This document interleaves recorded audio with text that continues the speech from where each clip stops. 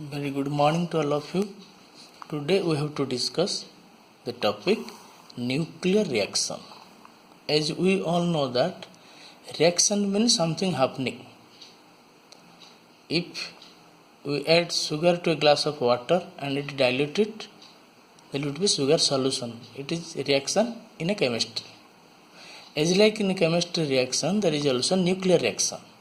But here this nuclear reaction is termed as strong interaction because nuclear reaction will involve the electrons. Electrons is tightly bound with the nucleus by a force, electrostatic force of interaction. But here inside the nucleus, nucleons are binded by a strong force. So it is a phenomenon of, or can be said as a problem of a strong interaction. This is just a symbolic representation of a nuclear reaction. You see, this is a target nucleus or parent nucleus. Small a is the incident particle. Then it forms a compound nucleus. That means it is a excited state. Then it transfers itself into a new nucleus called as a daughter nucleus. Then one or more outgoing particle named as B. These are the symbols we have chosen. X is the target nucleus, small a is your incident particle, Y is our daughter nucleus, and B is our outgoing particle. This is the symbolic representation of nuclear reaction. You can write in this way: small a plus X, arrow mark, capital Y and small b. Here X and Y represent parent nucleus and daughter nucleus, or target nucleus or daughter nucleus. There is also another type of representation. You should remember, question may come like this manner. In this case, target nucleus and daughter nucleus are kept outside. Within the bracket, first particle is our incident particle and second particle is our outgoing particle. In general, the language says that if the reactant and product, initial system and final system, are in same state, no change in initial system and final system, then we will call as a reaction. It is called as scattering. If initial system is different than final system, then we will completely say that it is a reaction. This is the basic difference between reaction and scattering.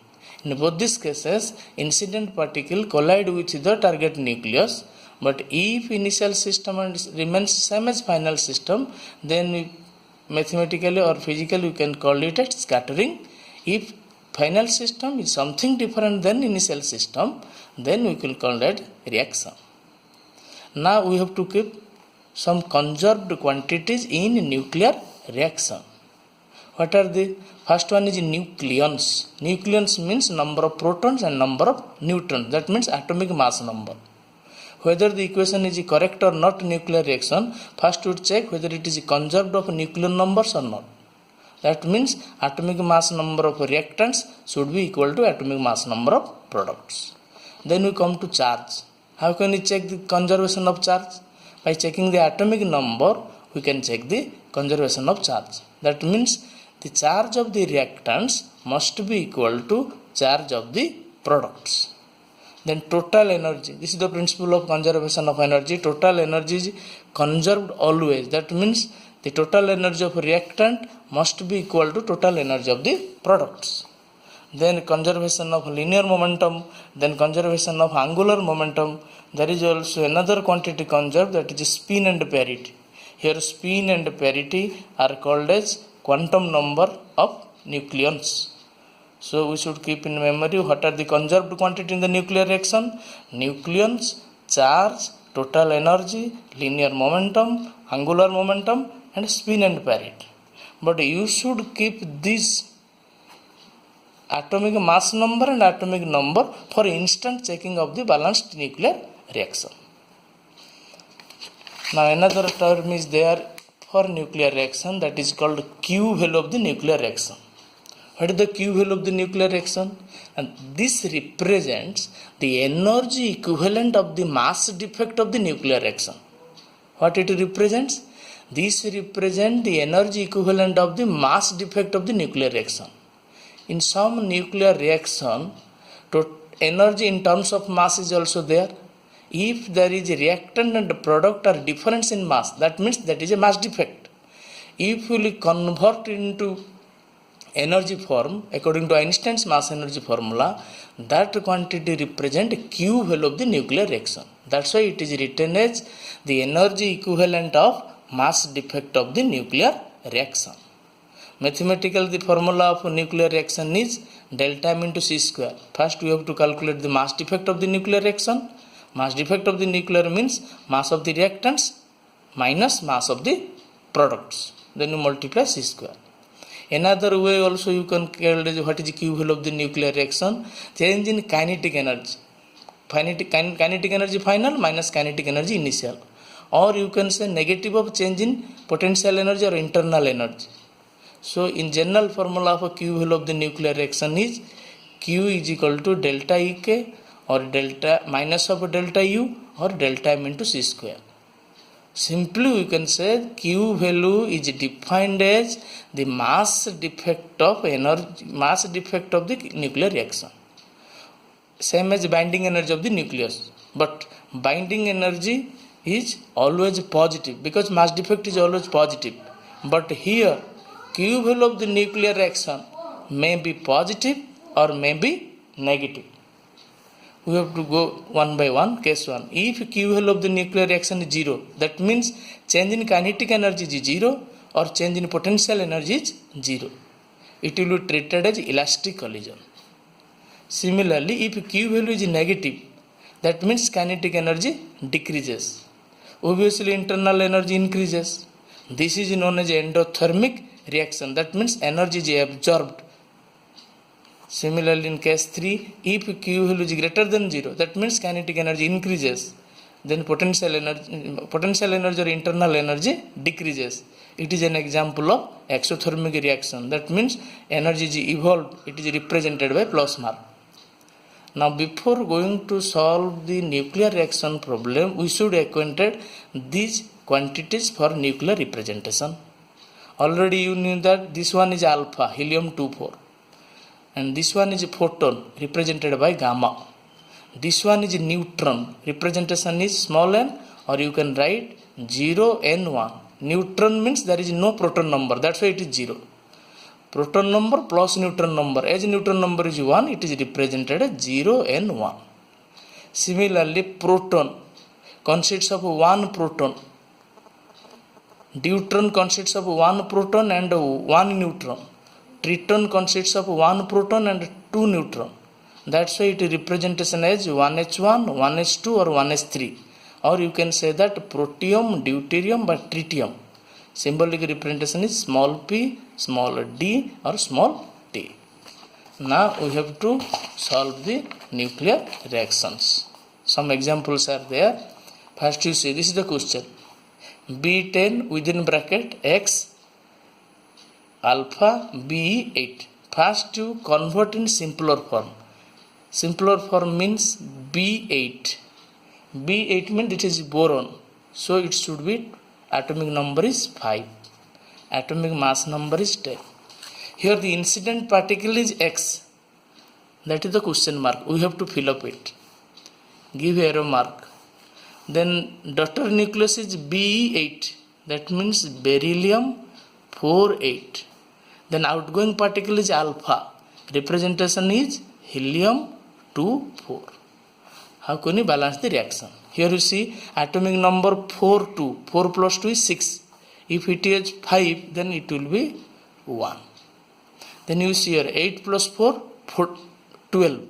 This one is 10. So it should be 2. Then you recall 1, 2 means that is 1h2. So here answer is you can represent 1h2 or you can represent as a protium or proton. Similarly, second question is here. Sodium Na23. That means you write here Na1123. Incident particle is a proton. Instead of proton, you write 1h1. give arrow mark.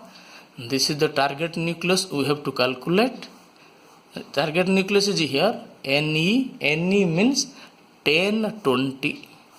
X is the outgoing particle. Then we have to calculate 11 plus 1, 12. This one is 10. So it should be 2. 23 plus 1, 24. This one is 20. So it should be 4. 2, 4 means it is helium. Hence your answer is helium 24. Or you can write also alpha particle. There is another problem for you. Uranium 92 to 34. Here you can simply check. Uranium 92 to 34.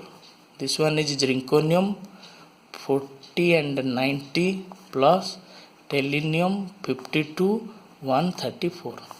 First you see 92, 40, 52. So it will be 92. This was 92. This one is 0. But here you see 90 134. Means 239. Here zirconium is 97. 97 134. That is 231. Here is 234. So it represents 3.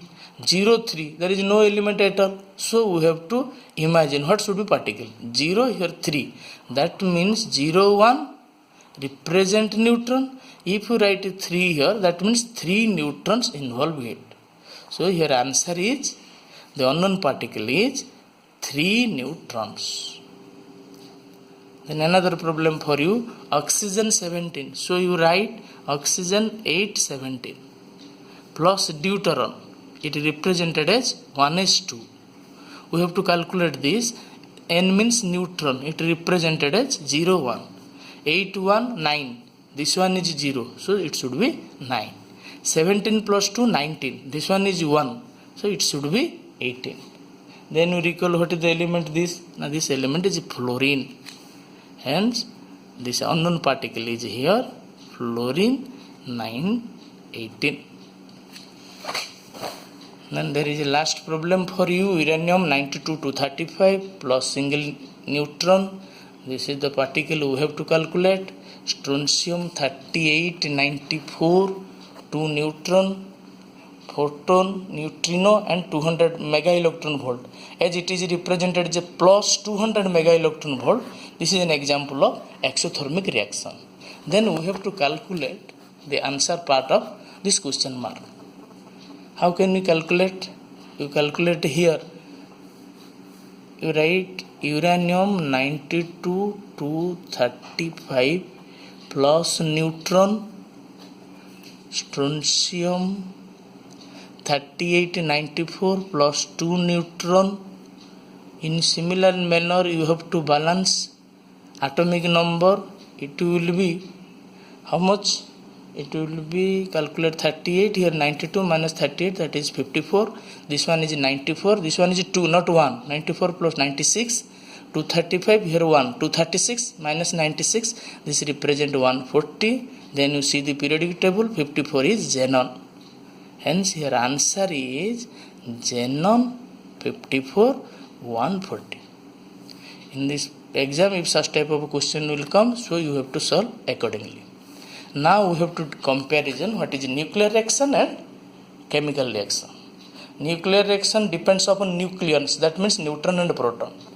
It depends upon the extra nuclear part, that is electron. It is independent of electrons, it is independent of nucleons.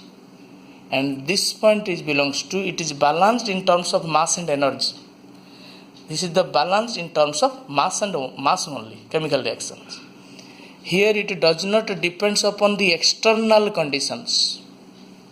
Here it does not depends upon the external conditions such as pressure and temperature, but we all know that chemical reaction depends upon the external conditions such as temperature and pressure.